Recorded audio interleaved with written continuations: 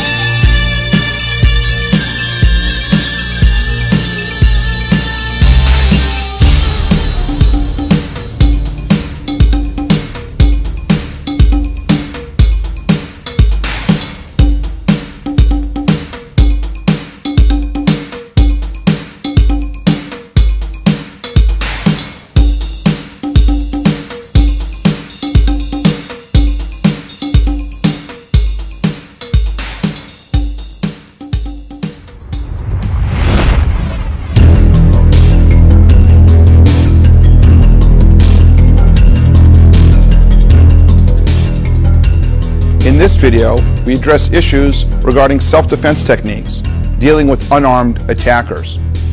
The Kravmaga system defines self-defense techniques and differentiates between self-defense and fighting this way.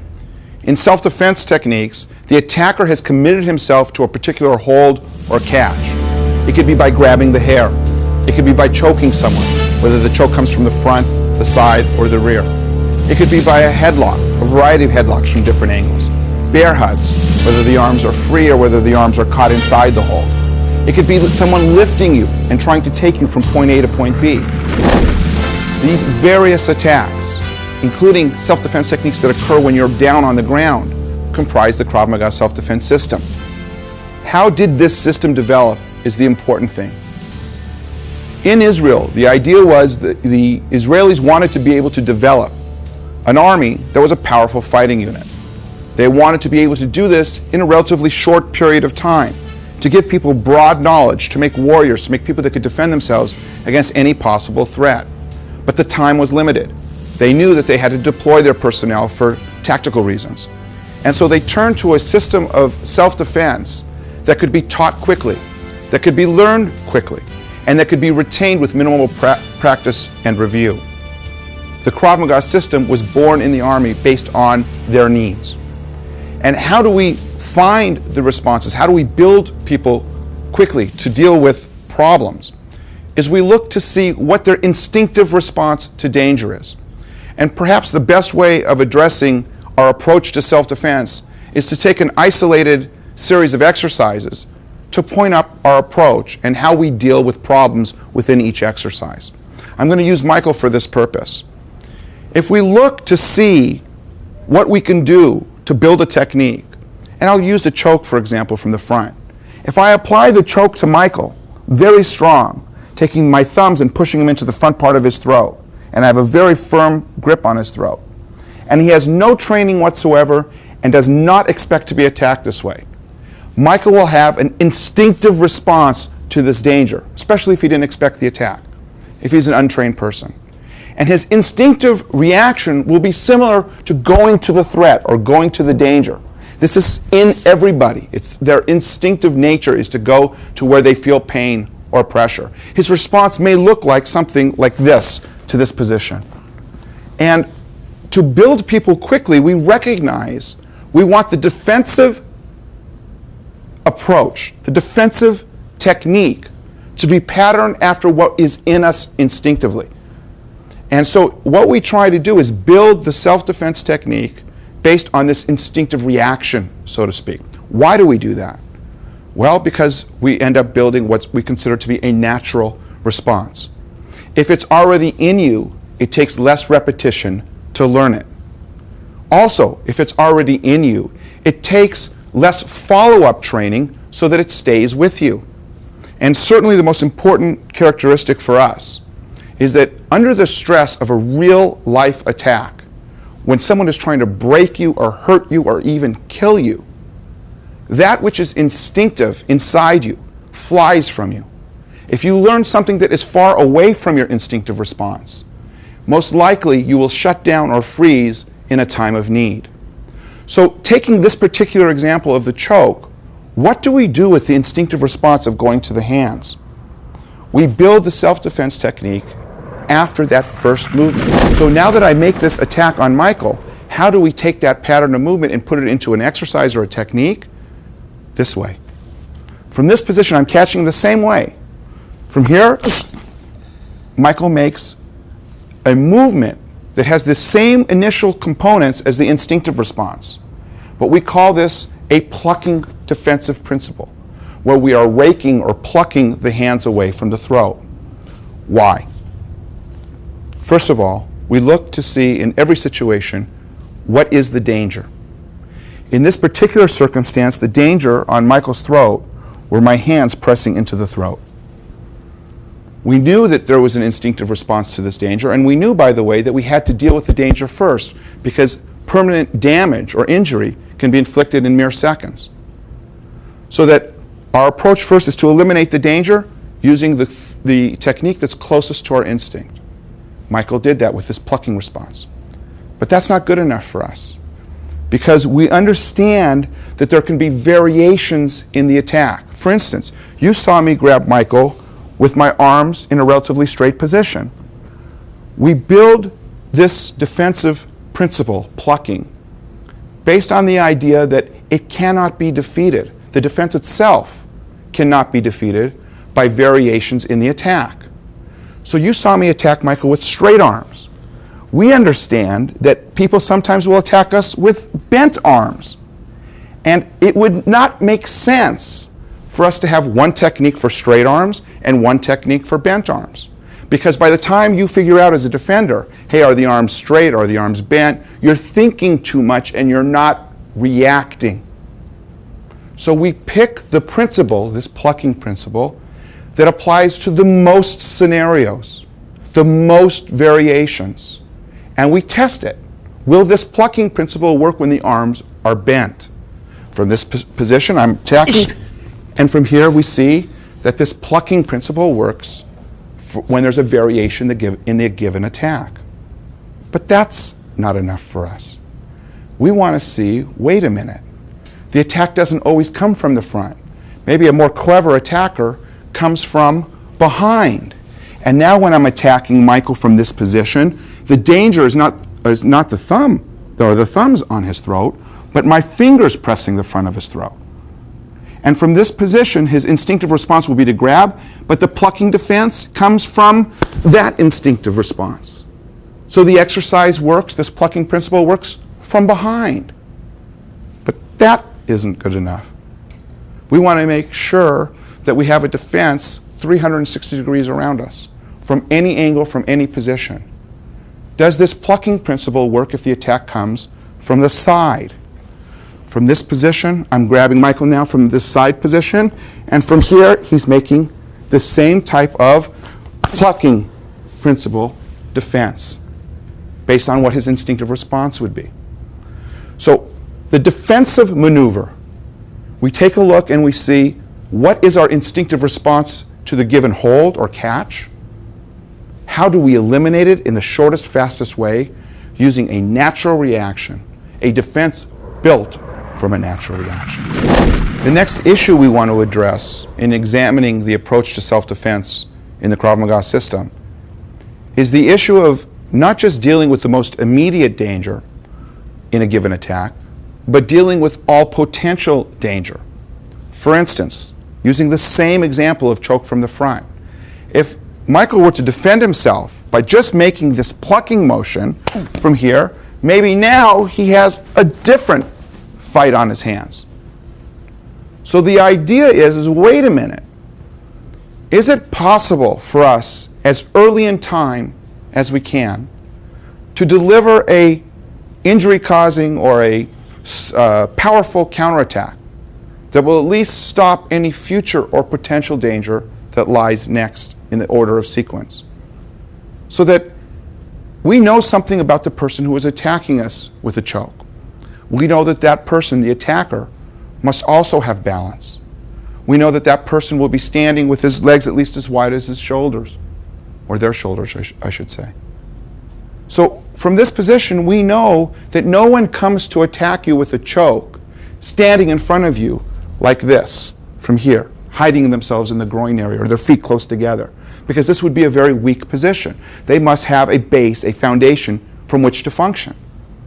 So knowing that, we decide early on, well, wait a minute, if we're going to make a defensive movement from here, a plucking action, we are going to make a simultaneous counterattack.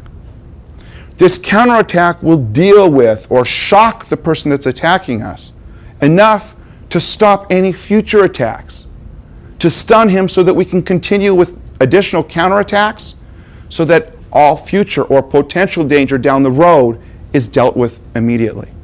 So we combine the self-defense movement with an immediate counterattack. So the technique grows. From the front, what are we doing? From this position, from here, Michael giving, from this position, an immediate counterattack. Look from this angle. Because my legs are wide, as Michael defends, he's sending his leg straight up, which catches the underneath of my groin, causing me at least an initial stun at the very least. And Michael then can follow up with appropriate counterattacks, take me down, control, or just simply leave the scene.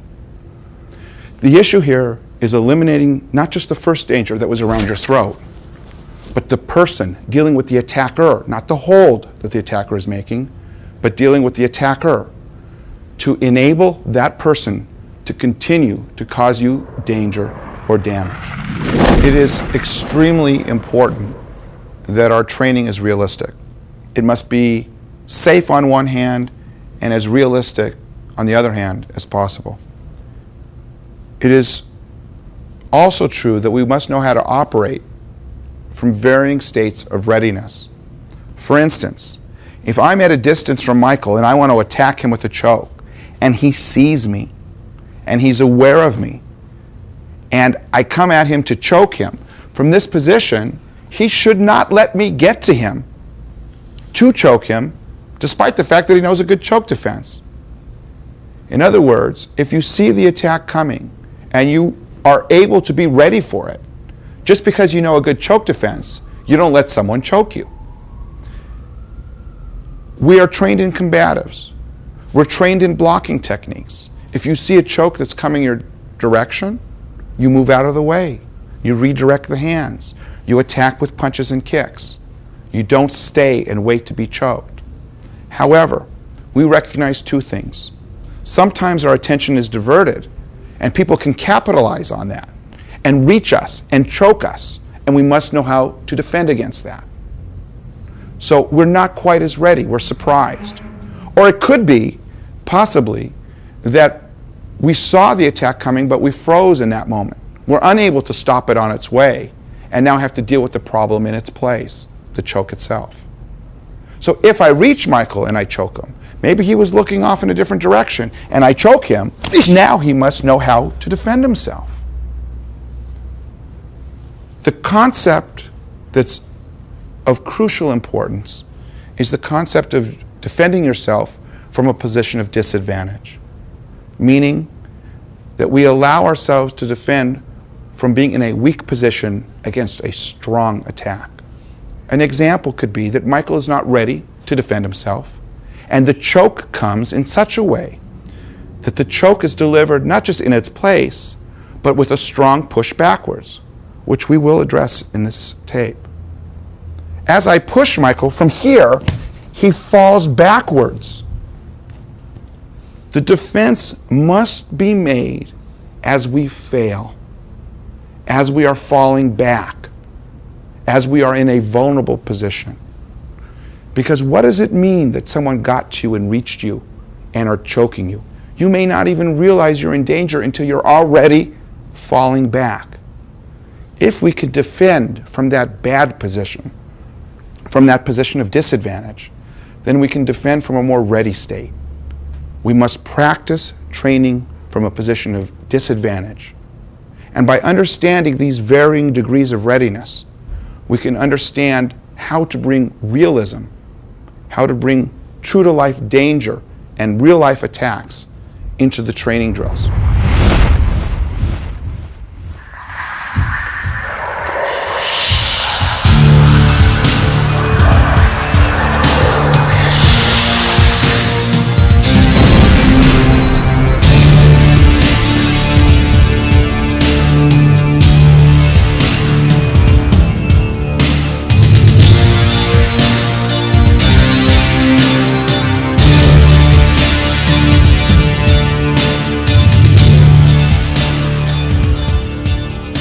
The defensive exercise that we're going to present now deals with an attacker that is going to choke the defender. The choke is delivered in such a way that the defender remains in their place. However, the power of the choke is such that my thumbs, as the attacker, can crush the front of the trachea here. The defense must be swift, it must be effective, and it must be based on instinct so that there is no injury to the front of the throat. The attack looks like this, where my thumbs, again, as I mentioned before, can apply extreme pressure in a very short period of time.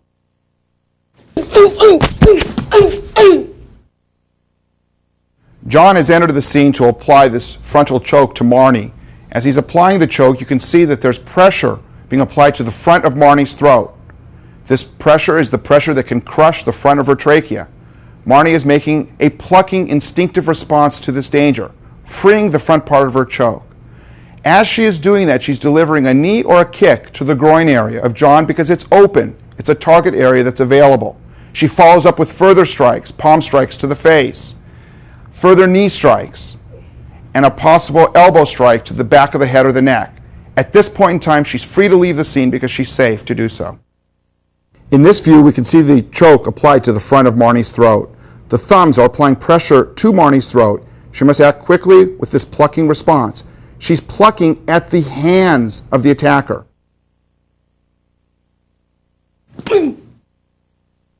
This view presents the legs of the attacker, and please note that they are spread, and this is because the attacker must be balanced and strong when they apply the choke to the victim. This allows for Marnie to make the plucking movement for the defense against the choke and deliver a simultaneous attack to the groin area of the attacker. If the attacker is at a distance, the foot or shin area will be striking the groin. If the attacker has his bent arms during the choke or is smaller, that will necessitate delivering a knee to the groin area as the counterattack.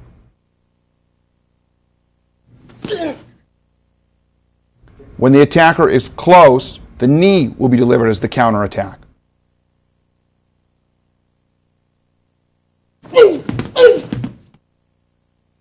Here, Marnie's making the plucking defense and delivering the knee counterattack to the groin. This drops John's body, and Marnie attacks with palm strikes to the chin and her fingers towards John's eyes. Again, Marnie's defending the choke, plucking, delivering a knee, following up with counterattacks, and again, another knee is possible here. Because a knee is delivered to the groin, John has dropped as far as his height and his weight is concerned. This presents a valuable target to Marnie towards the back of John's head or his neck. She's hitting with elbow strikes to the back of the head or neck if John is close. If John happened to drop at a further distance, downward hammer fist punches would be appropriate. And at this point, Marnie is free to leave the scene. Now we're going to present this exercise to you in real speed, in real time.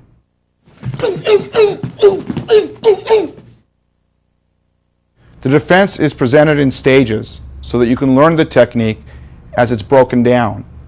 The pluck is stage 1 and can be repeated over and over again until you learn it. Once you feel comfortable with that, the first counterattack can be delivered simultaneous to the defense. As you see, Marnie is plucking and delivering a sharp knee to the groin area because that's the area we know will be vulnerable in the attacker.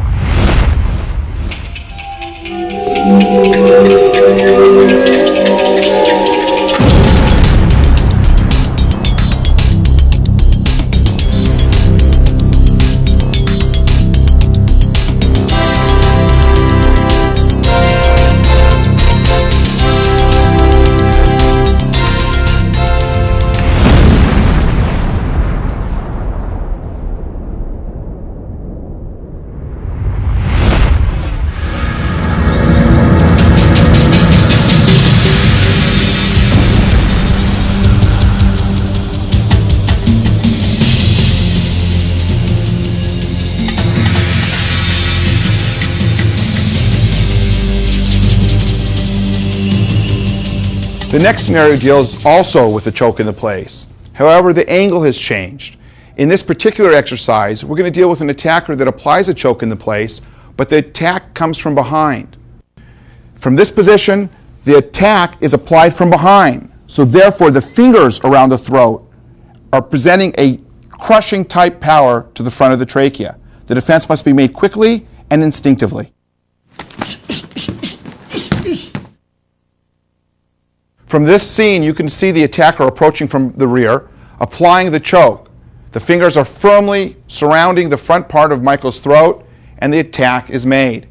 Michael is making an instinctive plucking type reaction to the immediate threat, making a diagonally step out and back. The hand that made the pluck on the inside of the attacker's hand is now flying to the groin. Michael's bringing his hand up, applying elbow strikes to the face and throat area. And when it's safe to do so, he's rotating in with attacks, hammer fist punch, left punch, grabbing the attacker and delivering further counterattacks with knees, straight punches or hammer fists, uppercuts, and when it's safe to do so, he leaves the scene.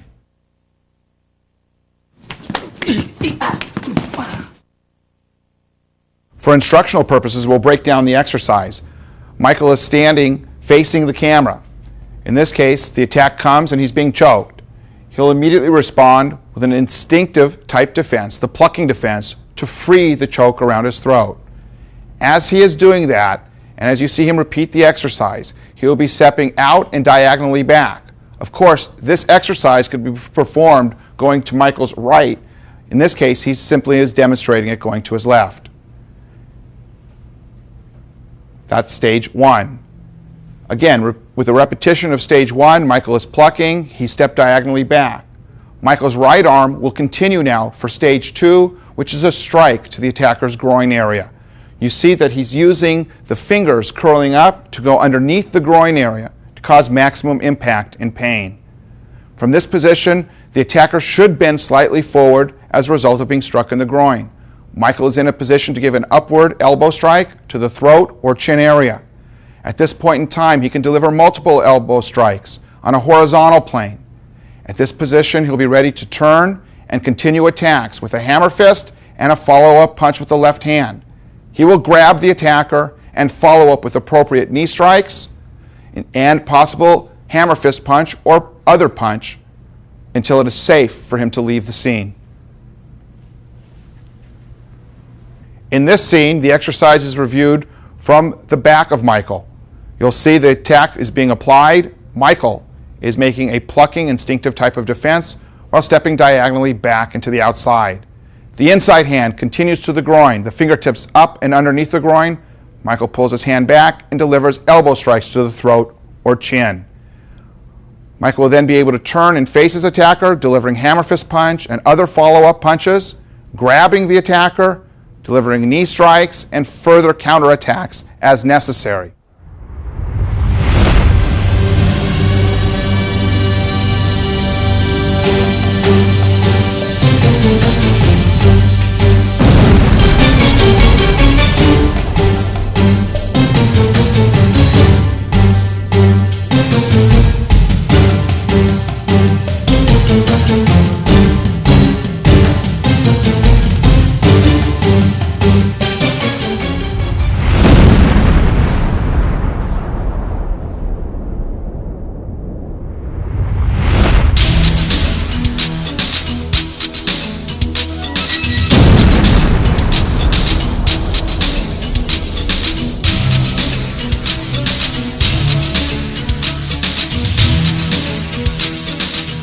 In this next scenario, we are also dealing with a choke that's delivered from the front.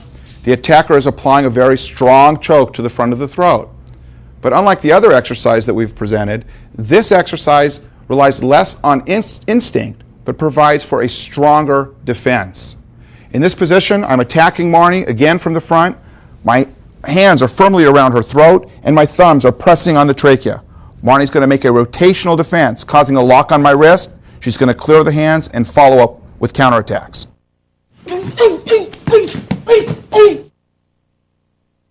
In this view, we can see the attack applied to Marnie. The hands are around her throat. Marnie quickly steps back and is making a rotational move to free the hands, dropping her elbow to clear the hands from her throat, attacking immediately with elbows to the throat or the chin, catching the attacker and delivering knees or kicks to vulnerable areas such as the groin.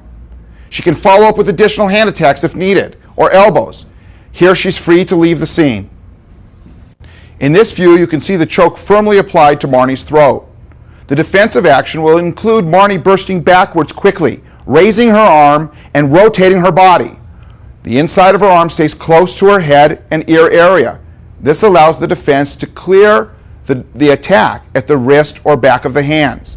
Once this is accomplished, Marnie will drop her elbow to clear the hands from her face area, following up with counterattacks such as a quick elbow to the chin or throat. When the head moves further back, Marnie will apply hammer fist punches to the neck, grabbing the attacker and delivering sharp knee strikes to the groin area. When it's safe to do so, she will flee the scene. To break the exercise down for learning purposes, you'll see the exercise in its various stages. The first stage is the choke is applied to Marnie's throat. Immediately, Marnie is going to step back and raise the opposite hand. She's stepping back on her left leg and raising her right hand. This will allow her to rotate. If you notice, when she steps back, she's maintaining at least a shoulder distance spread between the legs. This allows her body to rotate and cross the plane of the attack. Also notice her arm. Her arm stays with the bicep close to the ear, so it'll cross the attacker's hands at the back of his wrist or hands. This is stage one. Once she goes back into stage one, stage two is then applied. You notice Marnie's hand is raised. That hand will drop to clear the attacker's hands. If possible, Marnie will use her other hand to trap the attacker's hands on her chest. This will, so to speak, make handcuffs, which will not allow the attacker to remove his hands from Marnie's area. If he pulls on the hands, it'll bring Marnie in, and Marnie will come into the attacker with many elbows, hammer fist strikes, and follow up with the last stage, grabbing the attacker and delivering sharp knees to the groin area. Stage one, arm raise in the rotation. Stage two, clear the hands and trap the hands. Stage three, elbow strikes. Stage four, hammer fist punches. The last stage, grab the attacker and deliver knee strikes. When it's free and it's safe, leave the scene.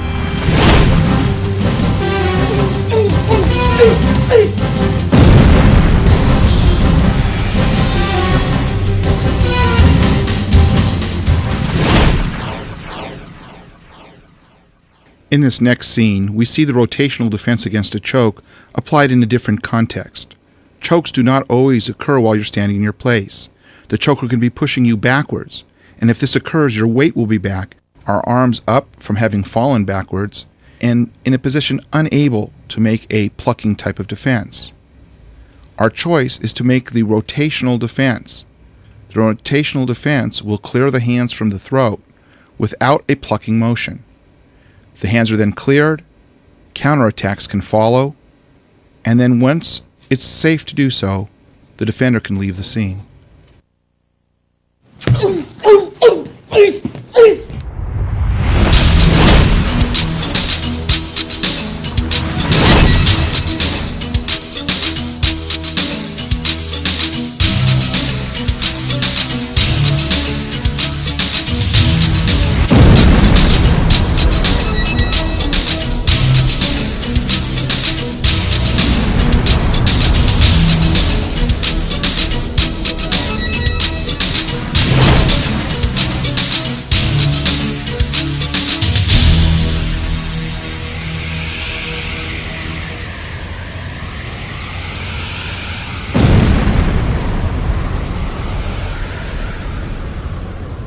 In this next scenario, we're going to deal with a threat that basically is a choke from the rear in the place. In this particular defense, however, we are not doing an instinctive reaction like a plucking defense. The defender accomplishes the defense by making a quick rotation of the body, freeing the hands that are around his neck, and continuing with various attacks. The reason for this variation is that there may be a tactical reason why the defender wants to change his relationship in position to the attacker. And second of all, this type of turning or rotational defense does give the defender more power. The attack will be applied. And as usual, I will be applying the pressure to the front of Michael's throat. In this case, because the choke comes from the rear, my fingers will be applying pressure to the front of Michael's throat.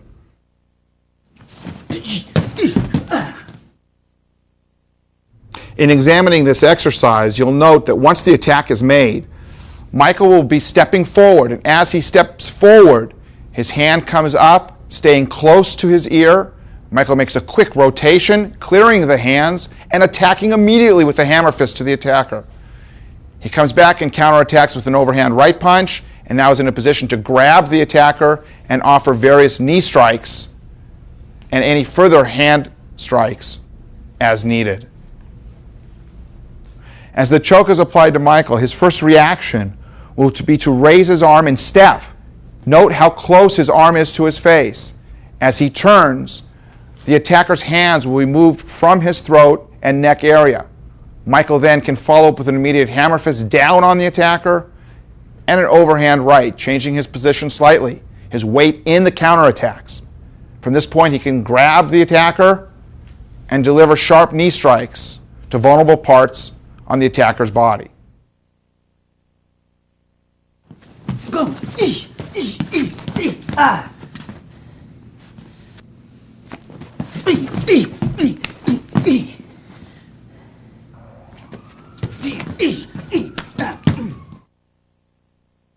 Here, Rex, the attacker, applies the choke to Michael's throat. Michael is making the defense by stepping forward and raising his hand immediately, keeping the hand very close to his ear. As he rotates, he will cut across the hands of the attacker, freeing his throat, coming down with an immediate hammer fist to the face, head, or neck of the attacker, following with an overhand right as he steps in, following up with knee strikes as he's grabbing and pulling the attacker forward, and another overhand right. He can retreat from the scene at this point. In order to learn the exercise, Michael's going to break down the technique in its logical steps. First of all, we assume that the attack has been placed around Michael's throat.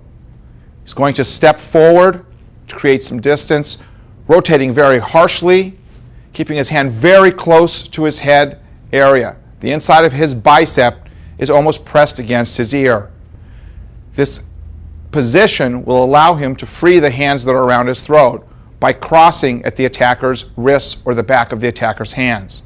Michael's already in a position with his raised hand to deliver a downward hammer fist blow, stepping and giving an overhand right punch, stepping in further to deliver a series of sharp knee blows to vulnerable targets on the attacker's body. If further counterattacks are needed, he's in a position to do so. And when it's necessary or when it's appropriate, Michael can retreat from the scene.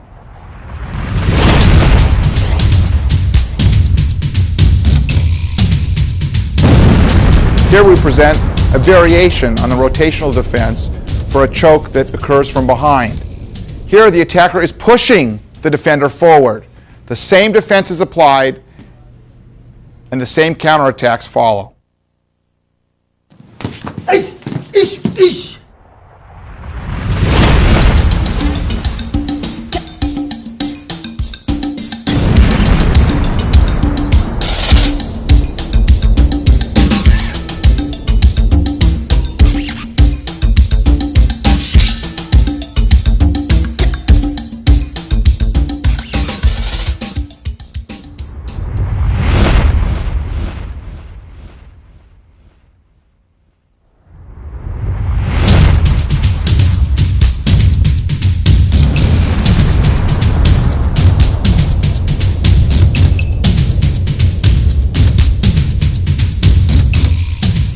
In our system of self-defense, we want to be complete in that we want to be able to deal with threats from any possible angle. For instance, in choke, we have defenses that deal with the choke, whether the choke occurs from the rear, from in front, or from the side, or any angle in between.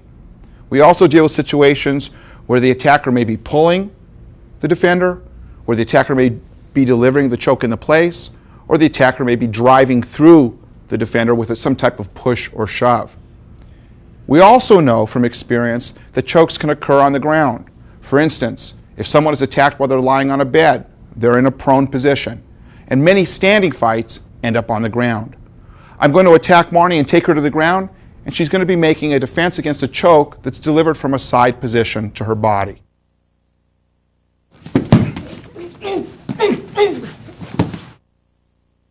Here, Willie, as the attacker, has Marnie on her back and has his hands firmly around her throat. Marnie's first defensive position or movement will be to pluck with her outside hand against Willie's right hand, freeing that part of her throat. She will at the exact same time deliver a strike to the throat area, which is sensitive, causing Willie to back up. At that point, her inside leg, in a folded position, comes up and the knee is placed in the center of Willie's chest, pushing him back, which creates enough room for Marnie's outside leg to deliver counterattacks, kicks, pushing him away. Marnie can get up and apply further kicks and then leave the scene when it's safe. For learning purposes, we'll break down the exercise into its logical stages. The attack is made. Willie's weight is on the throat of the defender. The defender, Marnie, will simultaneously pluck with her outside hand, freeing part of the throat, and with her inside hand, deliver a strike to the throat of Willie just above the collarbone. This area is a sensitive area. There's almost like a hole there that receives the strike Marnie is giving. The natural reaction is for Willie to retreat. This calls for stage 2. In stage 2, the knee comes shooting up and creates a distance for Marnie, pushing Willie back and not allowing Willie to collapse on her. This pushing back immediately allows the leg to come up for stage 3, which is a solid kick to the face. As many times as is necessary, with the last kick, pushing him away, Marnie rises quickly and is able to kick further if necessary or retreat.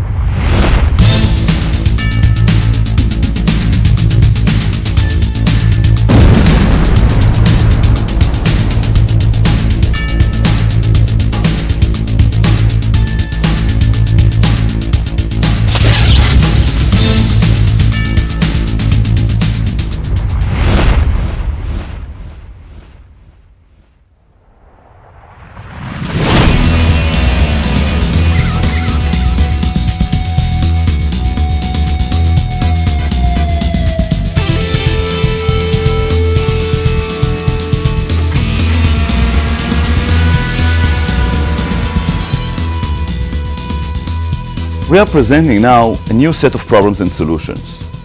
It is the defenses against headlocks. The headlock can be either a choke or just a strong pressure to the neck. The first one that we will deal with is headlock from the side. The attacker is approaching you from behind or from the side. He is grabbing your neck area this way. Here, he can cause some kind of damage and pressure, especially if he's very strong, to your neck. He can also punch your face, and he can even take you to the ground. Here, maybe continue. When you are already in this type of hold, when the attacker already grabbed you, then what is left is, of course, to make the release effectively.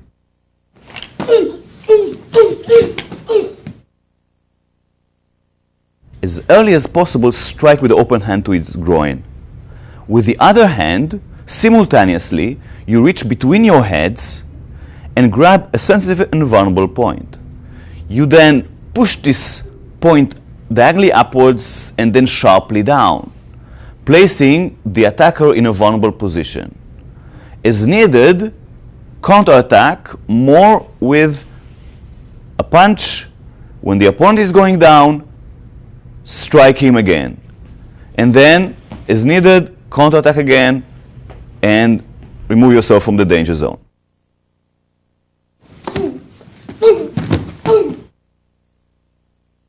As the attacker is grabbing, Marnie buries her face into the attacker's ribs. Thus, she is presenting a non-verbal target to the punch if he manages to deliver one. As the attacker is grabbing you and you're being sent down and forward, you must strike early to the groin. Because of his movement, his momentum, you may have to make a step forward. This is a byproduct to the technique. Inserting the hand between the heads, then grabbing a sensitive point. It can be under the nose, the first point, without inserting your fingers to his mouth. The second point can be the eyes. The purpose of this point pressure is to bring his chin up and then send him down. The last option is to grab the front of the hair, strongly pull backwards and then down. As you press the opponent backwards and down, he is in a vulnerable position. Then you attack as needed, either with a hammer punch or with a straight punch, sending him down.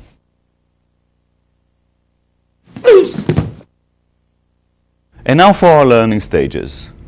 You start with a strike to the groin of the opponent and simultaneously bring the other hand high up between the heads.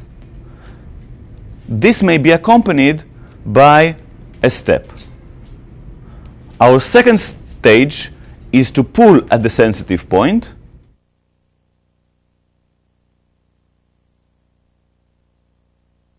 And then we finish with counter-attacking.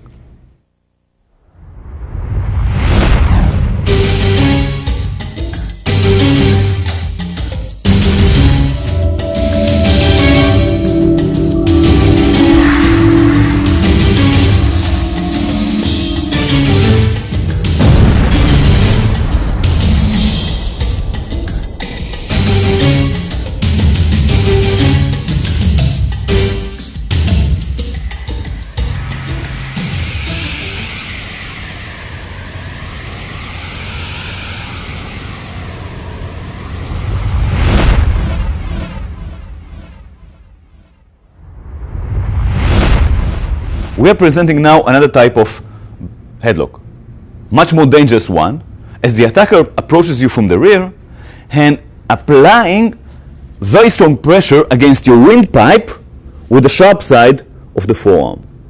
When he's doing this, he's preventing you from breathing and definitely can cause strong and big damage to your windpipe.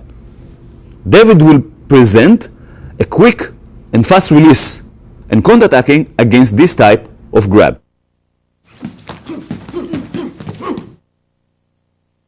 As the attacker approaches and grabs you from behind in the armbar type of attack, simultaneously you send both hands and turn with your head, grabbing his hands, pulling them to your chest. You are twisting strongly. Now you take your head out from the grab, step out, and counter-attack first the groin, and then other attacks as needed.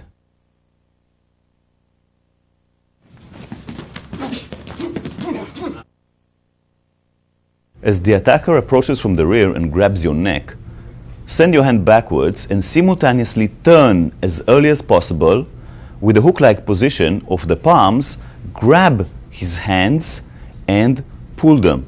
You must turn your chin very quickly sideways, touching your shoulder.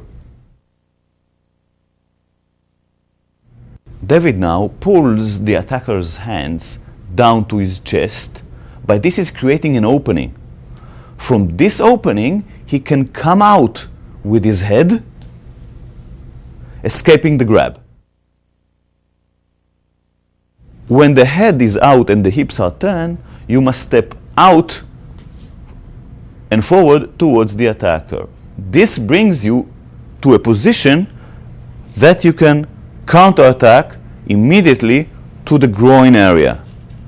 Then you continue with other counterattacks as needed and move from the danger zone.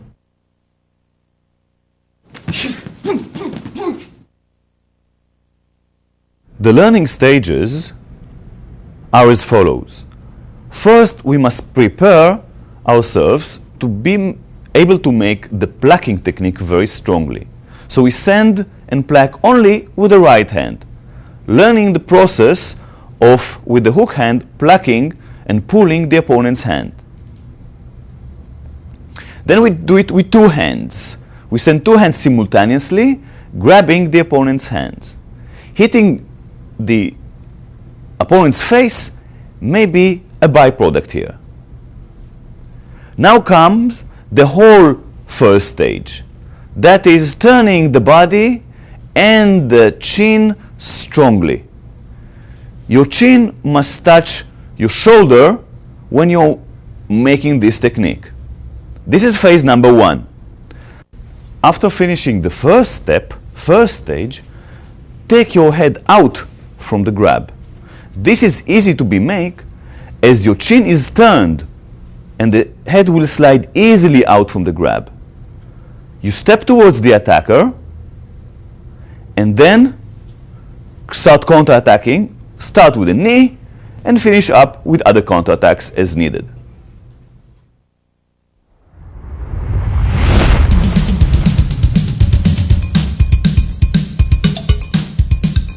It may happen that against a very strong attacker you will not be able to take your head out. But where are we now? We are in a position like headlock from the side. So what is left is to make a release like we've learned before.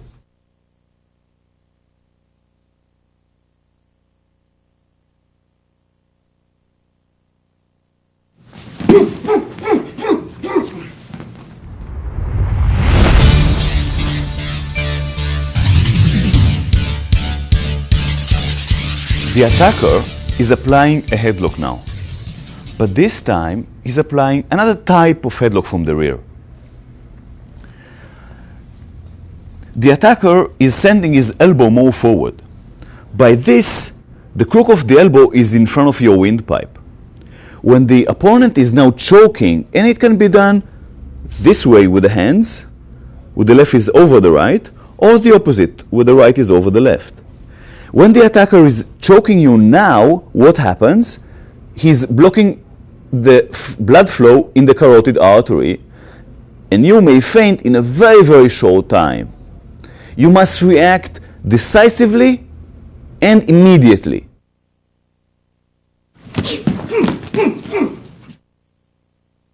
As the attacker attacks, send your hands backwards, and only one hand, one palm can grab with the hook-like the area of his hands.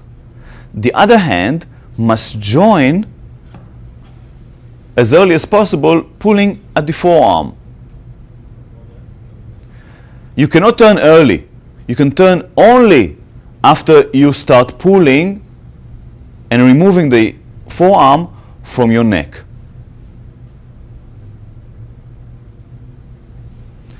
The elbow, while you are pulling, is being directed sideways.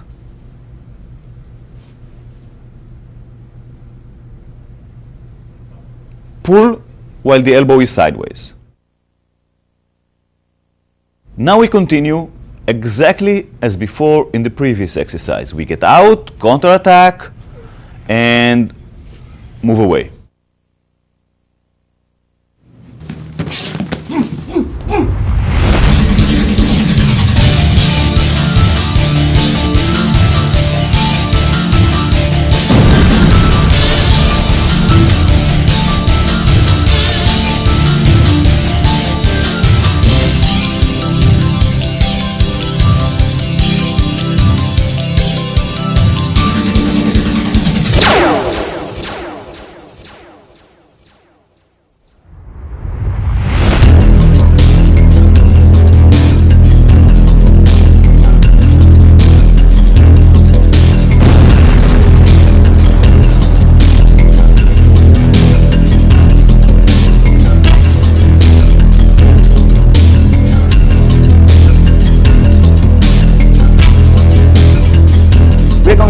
Here another type of headlock. It is really with the same type of pressure being applied on the trachea and to the neck. But this time the defender is bent and the attacker is over him, above him. Please, David. In this position, my forearm is pressing very strongly at his trachea. When I'm arching back, the pressure is being increased and to his neck applied also. David has to respond very quickly with relieving of the pressure and counterattacks and get out from this problem.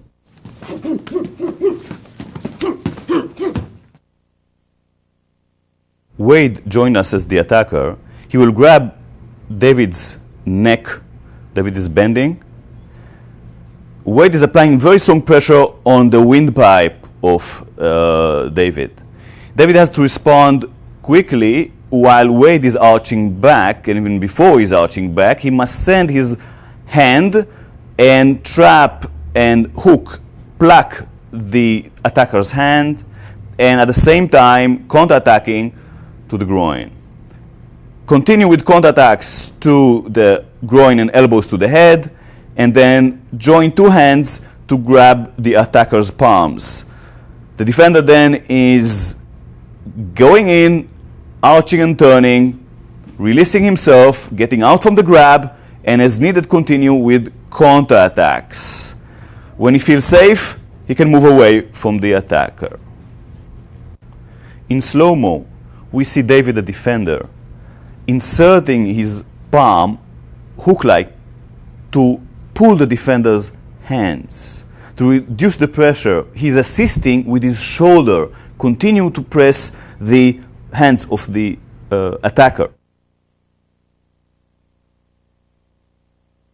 Simultaneously with the pluck, the defender is counterattacking immediately with an open hand to the groin area. Continue with the counterattack. The most appropriate one is now an elbow directed to the opponent's head. Then repeat the counterattacks to the groin and to the head. After the initial counterattacks, you must get out from the remaining grab. One of the options is to join with two hands on the attacker's hands. Go diagonally forward with the right leg, arch under the armpit and arm of the opponent, turn, get out from the grab, and follow up with more counterattacks as needed. When you feel safe, get out from the danger zone. We will show now another option of getting out from the grab. Turn your head sideways. At the same time, bring your hand to the hollow between the collarbones of your opponent. Push the thumb against his neck. Remove your head from the grab and distance yourself from the attacker and counterattack again with another kick. Move from the danger zone as early as possible.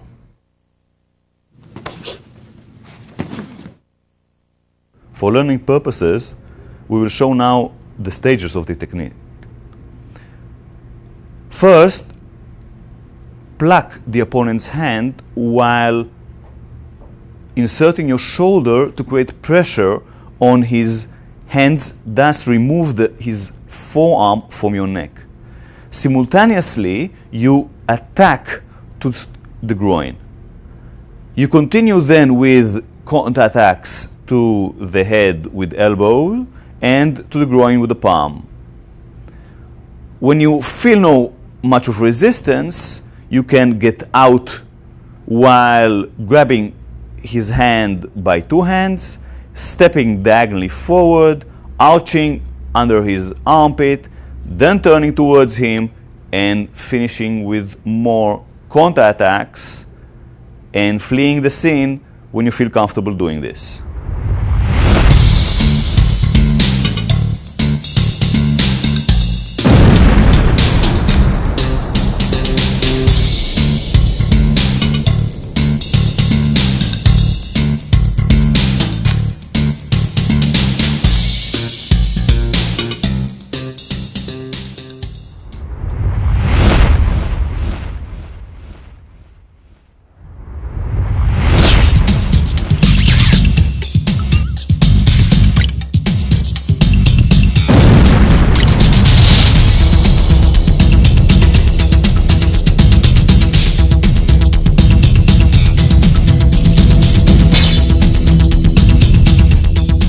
We are presenting you now with a new set of problems and solutions. This time, the problem is a bear hug.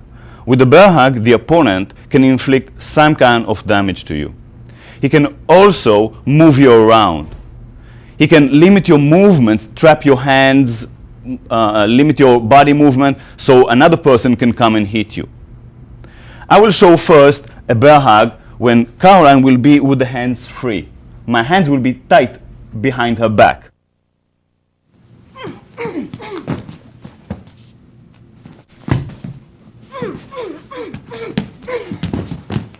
As early as possible, Caroline will bring her hands to the attacker's face and push her thumbs to his eyes. Then she continues with counterattacks with a hammer punch.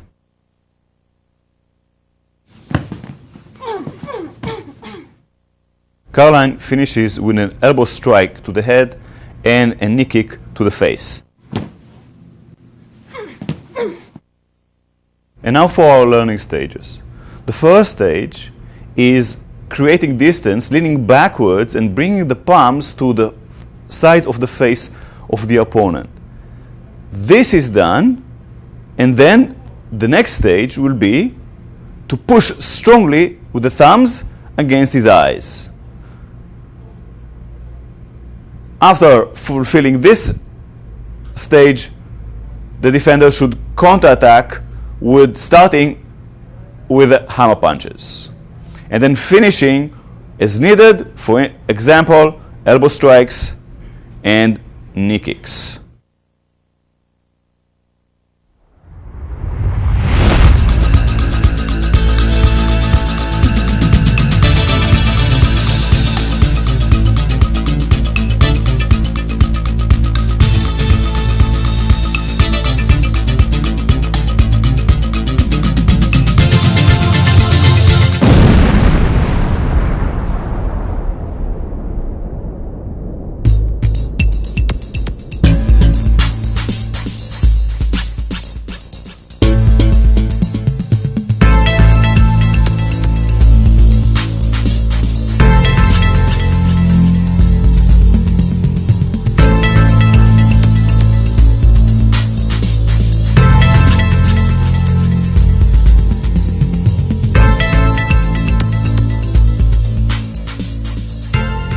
This time, as the attacker, I will grab Caroline with a bear hug, functioning the same as before for me, but for her, her arms will be pinned to her body. She will not be able to move them as before towards my eyes.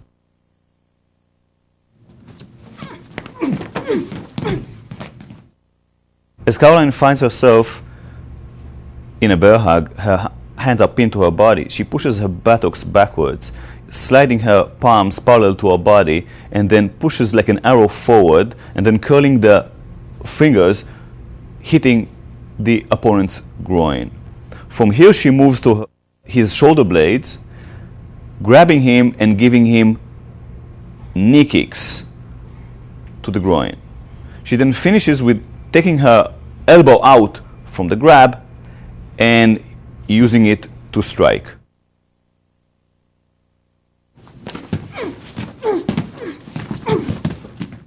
In order to slide between the bodies, Caroline has to push her buttocks backwards and parallel go with the palms between the bodies, and then strike like an arrow, curling with the fingers at the end of the motions. As the first learning stage, Caroline will push her hips backwards while sliding her palms parallel to the body, coming forward in an arrow shape, and then hitting the opponent's groin from under with curled fingers. After finishing the first stage, she will grab the opponent's shoulder blades, hit him with a knee, as she now has a good distance for a knee strike. The last stage will be taking the hand out from the remaining of the grab, striking with an elbow to the back of the head.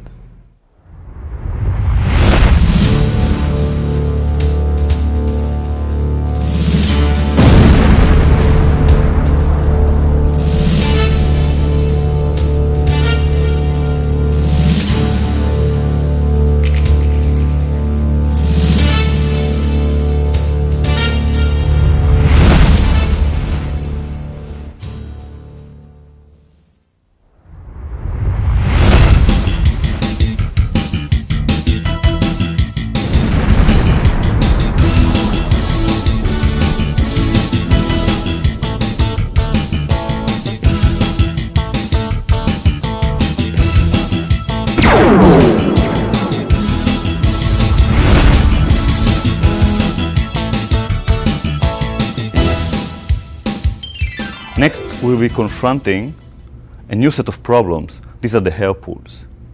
The opponent grabs your hair and then he's pulling you. He's pulling you towards him, or maybe he's pulling you directly down in order to give you a knee kick or maybe a punch.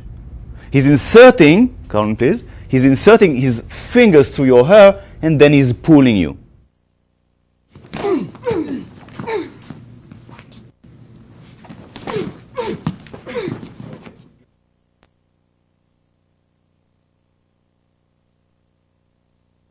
As you're being pulled forward and down, you must initiate a strong step, bursting forward. As you do this, you block the opponent's attack, whether it a knee kick or a hand strike. Simultaneously, you strike to the groin. After that, as a second step, you strike to the opponent's head, face with the heel of the hand, and finish with a kick.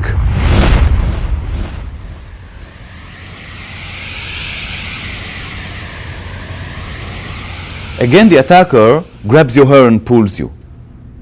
But this time, he's smarter, he's approaching you from behind. He's inserting his fingers through your hair, pulls you back. What you have to do is to deal with him and the other problems that he's presenting. Thus, you have to turn as early as possible.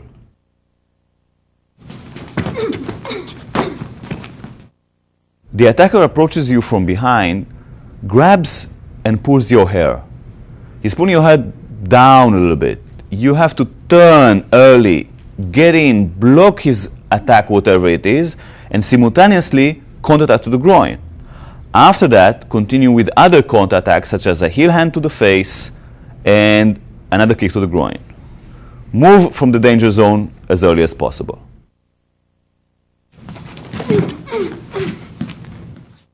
And for our learning stages, start by leaning backwards and then turning, blocking as early as possible with the forearm and counterattacking. Feel as if you are being pulled and turn and send the hand to block whatever attack is being sent towards you. After you finish your first stage of moving in and counterattacking, continue with other appropriate counterattacks.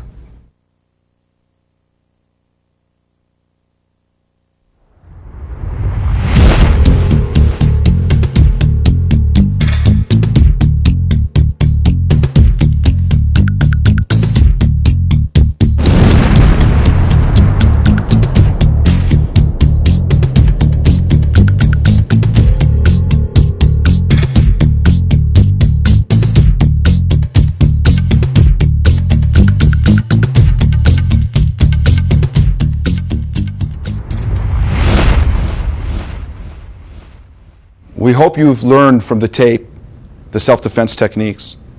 We're certain that this type of self-defense techniques present real issues, real problems, and solutions to these problems. Our feedback from people who have used this in the field, law enforcement personnel, have indicated that we are reaching success with these self-defense techniques. We want you to remember a couple of things. One, if you can avoid danger, do so before the problem presents itself. You should be aware of your surroundings. You must be able to conduct yourself in your environment so that you avoid the attack before it occurs. And if you can talk your way out of a problem, do it. But if someone leaves us no choice, we must perform technically in a correct manner. We must be aggressive. Nobody has the right to harm you or a loved one or a friend. You must be able to perform these self-defense techniques so that you can lead a safer, more confident life.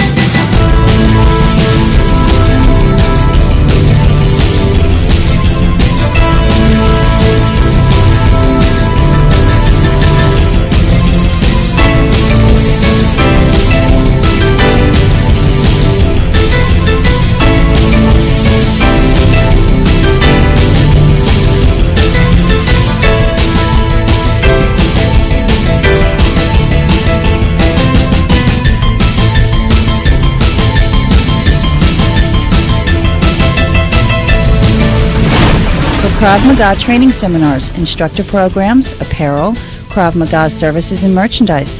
Visit our website at www.kravmaga.com.